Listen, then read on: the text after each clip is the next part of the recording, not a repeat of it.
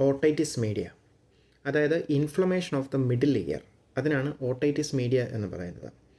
Tympanic മെംബ്രെയിൻ്റെ ഉൾസൈഡിൽ, പുറത്തല്ല അകത്ത് സൈഡിൽ ഇൻഫെക്ഷൻ ഉണ്ടാകുന്നതിനെയാണ് ഓട്ടൈറ്റിസ് മീഡിയ എന്ന് പറയുന്നത്.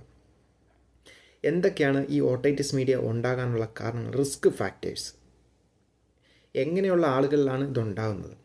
ആദ്യമായിട്ട് ഇതിൻ്റെ ഒന്നാമത്തെ കാരണം എന്ന് പറഞ്ഞാൽ ബോട്ടിൽ ഫീഡിംഗ് ആണ്. അതായത് ഒരു കുഞ്ഞ് കടന്നുകൊണ്ട് ബോട്ടിൽ ഫീഡ് ചെയ്യുമ്പം സ്വാഭാവികമായിട്ടും ആ കുഞ്ഞിൻ്റെ ഈസ്റ്റേഷ്യൻ ട്യൂബ് വഴി ചെവിക്കുള്ളിലേക്ക് അത് എത്താനുള്ള സാധ്യതയുണ്ട്.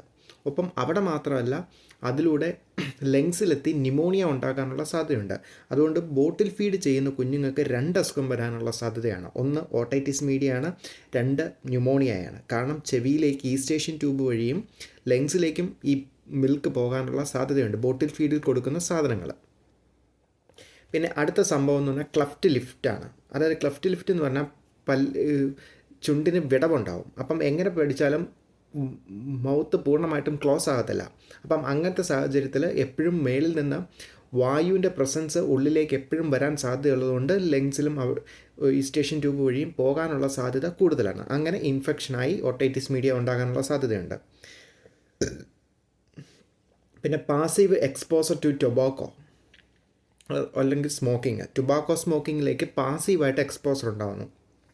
ടുബാക്കോയുടെ അംശം കുഞ്ഞിൻ്റെ ഉള്ളിൽ ചെല്ലുന്നതോട് കുഞ്ഞിൻ്റെ ഇമ്മ്യൂണിറ്റി കുറഞ്ഞു പോകും. അപ്പം ഇമ്മ്യൂണിറ്റി കുറഞ്ഞു പോകുമ്പം ബോഡിയുടെ ഡിഫൻസ് മെക്കാനിസം സ്ലോ ആവുകയും കുഞ്ഞിന് അസുഖങ്ങളെല്ലാം ഉണ്ടാകാൻ സാധ്യതയുണ്ടാവും. അതോടൊപ്പം അതിലേറ്റവും പ്രധാനപ്പെട്ടതായിട്ടുണ്ടാകാൻ സാധ്യതയുള്ളത് അക്യൂട്ട് ഓട്ടൈറ്റിസ് മീഡിയയാണ്. പിന്നെ anatomical size of the Eustachian tube ചിലപ്പോൾ ചെറുതോ വലുതോ ഷോർട്ടൻസോ വലുതോ ഒക്കെ ആകാൻ സാധ്യതയുണ്ട്. അപ്പോൾ അങ്ങനെയുള്ളവർക്കും ഇങ്ങനെയുള്ള അസുഖങ്ങൾ ഉണ്ടാകാനുള്ള സാധ്യതയുണ്ട്. പിന്നെ ഡൗൺ സിൻഡ്രോം ഉള്ള കുഞ്ഞുങ്ങളിലും ഈ ഓട്ടൈറ്റിസ് മീഡിയ ഉണ്ടാകാനുള്ള സാധ്യതയുണ്ട്. പിന്നെ കോസസ് എന്തൊക്കെയാണ് ഇതിന് കാരണമാകുന്നത്? 1 ബാക്ടീരിയയാണ്, 2 വൈറസാണ്. ബാക്ടീരിയ എന്തൊക്കെയാണ്? സ്ട്രെപ്റ്റോകോക്കസ് ന്യൂമോണിയ എന്ന് പറയുന്ന ബാക്ടീരിയയും ഹീമോഫീലസ് ഇൻഫ്ലുവൻസ ബി എന്ന് പറയുന്ന ബാക്ടീരിയയും ഗ്രൂപ്പ് എ സ്ട്രെപ്റ്റോകോക്കസ് ന്യൂമോണിയ എന്ന് പറയുന്ന ബാക്ടീരിയയും, ഈ 3 ബാക്ടീരിയയും ഇത് ഒരുപോലെ കാരണമാവുന്നതാണ്. അപ്പം ഈ 3 ബാക്ടീരിയക്കെതിരെ വാക്സിനേഷൻ ഉണ്ട്. അപ്പോൾ വാക്സിനേഷനുകൾ PCBയും ഹിപ്പ് വാക്സിനും ഒക്കെ നമ്മൾ കൃത്യമായിട്ട് എടുക്കുന്നുണ്ടെങ്കിൽ ഇങ്ങനെയുള്ള സംഭവങ്ങൾ ഉണ്ടാകാനുള്ള സാധ്യത ഒരു പരിധി വരെ കുറവാണ്. അതായത് ബാക്ടീരിയ മൂലം ഉണ്ടാകുന്നത്. പിന്നെ വൈറസാണ്. RSV വൈറസ്, റെസ്പിറേറ്ററി സിൻസ്റ്റോൾ വൈറസ് അല്ല ഇൻഫ്ലുവൻസ വൈറസ്, ഈ വൈറസുകളും മൂലവും ഈ അസുഖം ഉണ്ടാവും. പിന്നെ 2 ടൈപ്പാണ്, അക്യൂട്ട്, ക്രോണിക്. അക്യൂട്ട് എന്ന് പറയുന്നത് സഡൻ പെട്ടെന്ന് ഉണ്ടാകുന്നതായിരിക്കും, സിവിയർ ആയിരിക്കും, പെട്ടെന്ന് ഭയങ്കര വേദനയും ബുദ്ധിമുട്ടുമായിട്ട് വരും. ക്രോണിക് എന്ന് പറയുന്നത് ഗ്രാജുവലി ഡെവലപ്പ് ചെയ്യുന്നതായിരിക്കും,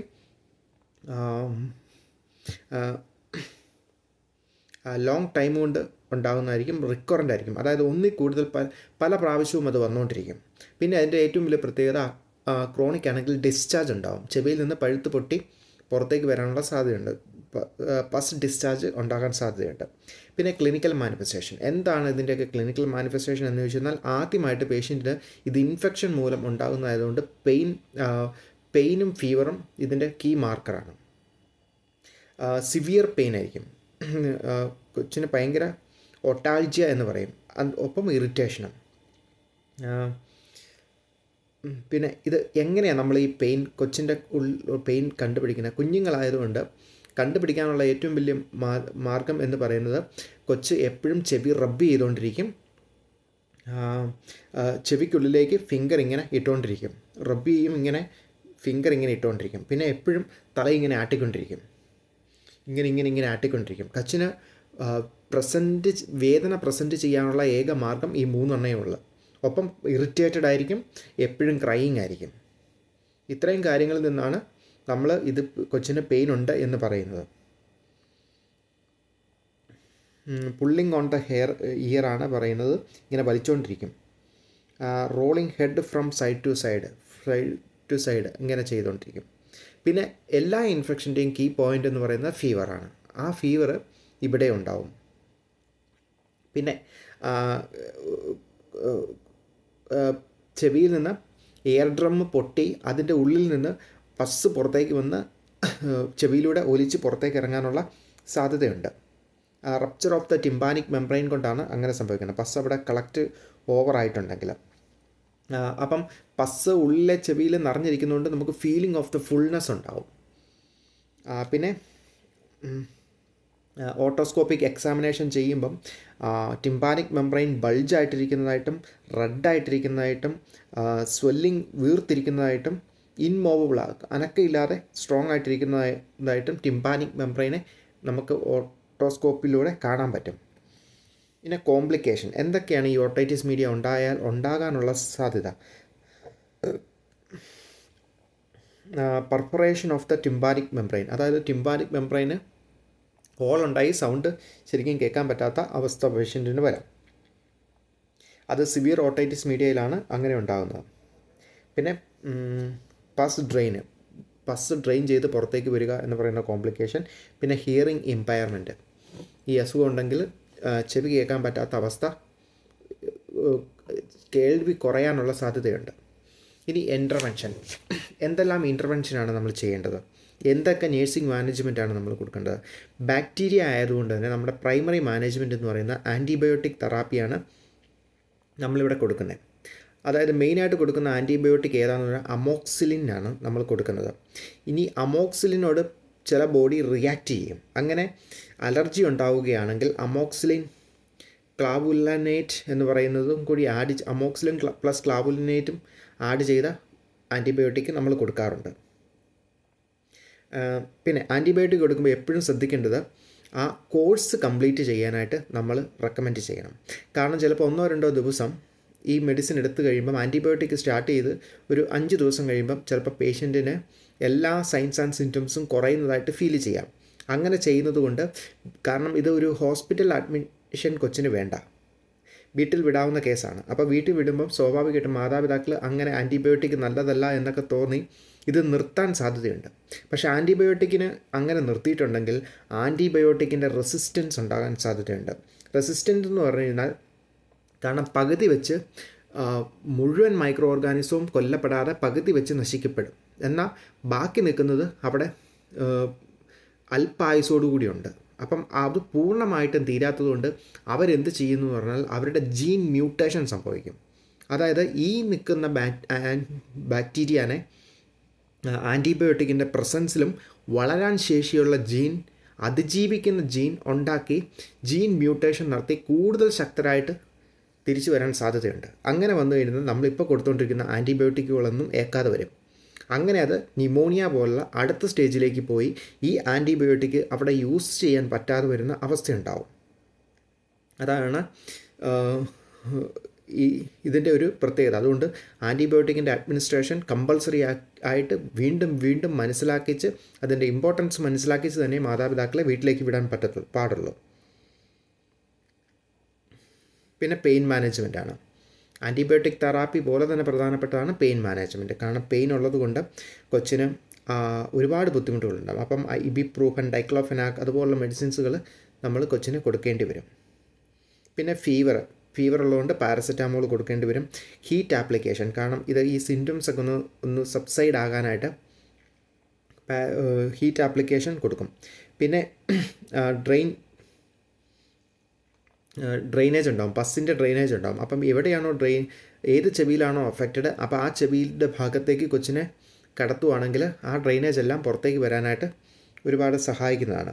പിന്നെ എക്സസ് പസ്സാണെങ്കിൽ, പസ്സിൻ്റെ അളവ് ഒരുപാട് കൂടുതലാണെങ്കിൽ നമ്മൾ അങ്ങനെയുള്ളപ്പം മൈറിഞ്ചോട്ടമി എന്ന് പറയുന്ന ഒരു പ്രൊസീജിയർ ചെയ്ത് ടിമ്പാനിക് മെംബ്രെയിനും ഉള്ളിലെ പ്രഷറും പുറത്തെ പ്രഷറും തമ്മിൽ കണക്ട് ചെയ്യുന്ന ഒരു ട്യൂബ് ഇൻസേർട്ട് ചെയ്ത് വെക്കുന്ന പരിപാടിയാണ് മൈറിഞ്ചോട്ടമി എന്ന് പറയുന്നത്. അതായത് surgical incision into the tympanic membrane to remove drainage of the middle ear fluid. Middle ഇയറിൻ്റെ ഫ്ലൂയിഡ് പുറത്തേക്ക് കളയാൻ വേണ്ടിയിട്ടുണ്ടാക്കുന്ന ഒരു ഇൻസേഷനാണ് ഇത്. ടിമ്പാനിക് പാസ്റ്റി ട്യൂബ്, അതായത് ഒരു പ്ലാസ്റ്റിക്കിൻ്റെ ഒരു ട്യൂബാണ്, which are small cylindrical shape which may be inserted into the middle ear that allow drain out allow the drain out and equivalent pressure, അതായത് അകത്തും പുറത്തും ഒരുപാട് പ്രഷർ നിർത്താനും ഉള്ളിലുള്ള ഡ്രെയിനെ പുറത്തേക്ക് തള്ളാനും ഉപയോഗിക്കുന്ന ഒരു ട്യൂബാണ്, ഒരു പ്ലാസ്റ്റിക് ട്യൂബിൻ്റെ ഇൻസേഷനാണ് മൈറിഞ്ചോട്ടമി എന്ന് പറയുന്നത്. പിന്നെ മൈറിഞ്ചോട്ടമി കഴിഞ്ഞാൽ നമ്മൾ എന്തൊക്കെ ശ്രദ്ധിക്കണം? അത് ചെയ്തിട്ടുണ്ടെങ്കിൽ പേഷ്യൻറ്റിൻ്റെ ചെവി ഡ്രൈ ആയിട്ട് സൂക്ഷിക്കണം. അതായത് വാട്ടറിൻ്റെ പ്രസൻസോ വാട്ടർ ഉള്ളിൽ പോവുകയോ ഒക്കെ ചെയ്തു കഴിഞ്ഞാൽ അത് പുറത്തുള്ള എല്ലാ വെള്ളത്തിലും ആൻറ്റി ഇൻഫെക്ഷൻ്റെ മൈക്രോ ഓർഗാനിസത്തിൻ്റെ പ്രസൻസ് ഉള്ളതുകൊണ്ട് അത് ഇൻഫെക്ഷനിലേക്ക് നീക്കാൻ സാധ്യതയുണ്ട്. അതുകൊണ്ട് വാട്ടർ ചെവിക്കുള്ളിൽ പോകാതെ നോക്കണം. പിന്നെ പേഷ്യൻ്റ് കുളിക്കുകയോ ഷാമ്പു ചെയ്യുകയോ സ്വിമ്മിങ് ചെയ്യുകയോ ചെയ്യുമ്പോൾ നമ്മൾ ഇയർ പ്ലഗ് ഉപയോഗിക്കണം. കാരണം ഇയറിലേക്ക് വെള്ളം പോകാതിരിക്കാനായിട്ട് വെക്കുന്ന ഒരു സംഭവമാണ് ഇയർ പ്ലഗ് എന്ന് പറയുന്നത്. പിന്നെ patient should taught that child should not blow the nose to dry after the surgery to prevent removal of the tube. അതായത് ട്യൂബ് പുറത്തേക്ക് തെറിച്ച് പോകാതിരിക്കാൻ വേണ്ടിയിട്ട് കുഞ്ഞിനോട് മൂക്ക് ചീറ്റരുത് എന്ന് പറയണം. അപ്പം മൂക്ക് ചീറ്റുമ്പം ആ പ്രഷർ കൊണ്ട് ചിലപ്പം ഈ ഇൻസേർട്ട് ചെയ്തേക്കുന്ന ട്യൂബ് തെറിച്ച് പോകാനുള്ള സാധ്യതയുണ്ട്. പിന്നെ ഇനി ഈ ട്യൂബ് എങ്ങനെ തെറിച്ച് പോയി കഴിഞ്ഞാൽ, if the tube fell out it is not a emergency. ഇതൊരു എമർജൻസി അല്ല, ബട്ട് പേഷ്യൻ്റ് ഡോക്ടറെ ഇൻഫോം ദ ഡോക്ടർ. ഒരു എമർജൻസി സിറ്റുവേഷൻ അല്ല, കാരണം ഉടനെ ആശുപത്രി കൊണ്ടുപോയി ട്രീറ്റ് ചെയ്യേണ്ട ഒരു ആവശ്യമില്ല.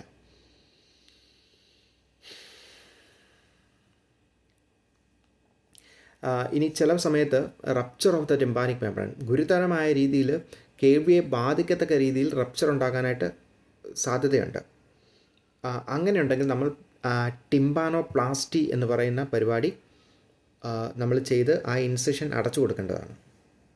അത് ഒരു നീണ്ട പ്രൊസീജിയറാണ്. ഇനി ഇതിൻ്റെ ഒരു പ്രിവെൻഷൻ, എങ്ങനെയൊക്കെ ഇതിനെ നമുക്ക് പ്രിവെൻറ്റ് ചെയ്യാം? ഒന്ന് വാക്സിനേഷനാണ്. BCG, അതായത് റെസ്പിറേറ്ററി അസുഖങ്ങളൊക്കെ കളയാനുള്ള BCG, കാരണം ട്യൂബർക്ലോസിസിൻ്റെ ആണല്ലോ. ഹിപ്പ് വാക്സിൻ, PCV, ഇതുപോലുള്ള വാക്സിൻ ഒക്കെ കൃത്യമായിട്ട് നമ്മൾ എടുത്തിട്ടുണ്ടെങ്കിൽ ഈ റെസ്പിറേറ്ററി ഇൻഫെക്ഷനും ഒരു പരിധി വരെ നമുക്ക് തടയാൻ പറ്റും. അതിൻ്റെ ഭാഗമായി ഉണ്ടാകാൻ സാധ്യതയുള്ള ഓട്ടൈറ്റിസ് മീഡിയയും അല്ലാതെ ഉണ്ടാകുന്ന ഓട്ടൈറ്റിസ് മീഡിയയുടെ ചാൻസൊക്കെ നമുക്ക് കുറയ്ക്കാൻ പറ്റും. പിന്നെ ബ്രസ്റ്റ് ഫീഡ്, 8 മാസത്തോളം കണ്ടിന്യൂസ് ആയിട്ട് ബ്രസ്റ്റ് ഫീഡ് ചെയ്യുന്നതാണ് കുഞ്ഞിന് എപ്പോഴും നല്ലത്. അങ്ങനെ കൊടുക്കുന്നത് കൊണ്ട് കൊച്ചിന് ഈ ഓട്ടൈറ്റിസ് മീഡിയ ഉണ്ടാകാനുള്ള സാധ്യത കുറയും. കാരണം ബ്രസ്റ്റ് ഫീഡ് മാത്രമാണ് കഴിക്കുന്നത്. കാരണം സക്ക് ചെയ്തെടുത്താലേ അത് ഉള്ളിലേക്ക് വരത്തുള്ളൂ, അങ്ങനെയുള്ള മിൽക്ക്. പിന്നെ avoid passive exposure to the tobacco smoking സിറ്റുവേഷനിലേക്ക് ഒരു കാരണവശാലും കുഞ്ഞിനെ കൊണ്ടാകരുത്. Feed infant in a upright position, ഒരിക്കലും കിടന്നുകൊണ്ട് കൊച്ചിന് ഫുഡ് കൊടുക്കരുത്. അപ്രൈറ്റ് പൊസിഷന് മാത്രമേ ഫുഡ് കൊടുക്കാൻ പാടുള്ളൂ, മിൽക്കും കൊടുക്കാൻ പാടുള്ളൂ. പിന്നെ proper treatment of upper respiratory track infection. Upper respiratory ട്രാക്കിൽ എന്തെങ്കിലും ഇൻഫെക്ഷൻ ഉണ്ടായിട്ടുണ്ടെങ്കിൽ, അതായത് ടോൺസിലൈറ്റിസ് അങ്ങനെയുള്ള എന്തെങ്കിലും ഇൻഫെക്ഷൻ ഉണ്ടായിട്ടുണ്ടെങ്കിൽ ഓട്ടൈറ്റിസ് മീഡിയ ഉണ്ടാകാനുള്ള സാധ്യത ഭയങ്കര ഹൈ ആണ്. അപ്പം അങ്ങനെയുള്ള ഇൻഫെക്ഷൻ ഉണ്ടാകുമ്പോൾ ഭയങ്കര കെയർഫുള്ളായിട്ട് കൊച്ചിന് ട്രീറ്റ്മെൻറ്റ് കൊടുത്ത് ആ അസുഖം ഭേദമാക്കേണ്ടതാണ്. ഇതൊക്കെയാണ് ഓട്ടൈറ്റിസ് മീഡിയയുടെ ട്രീറ്റ്മെൻറ്റും കാര്യങ്ങളുമൊക്കെ.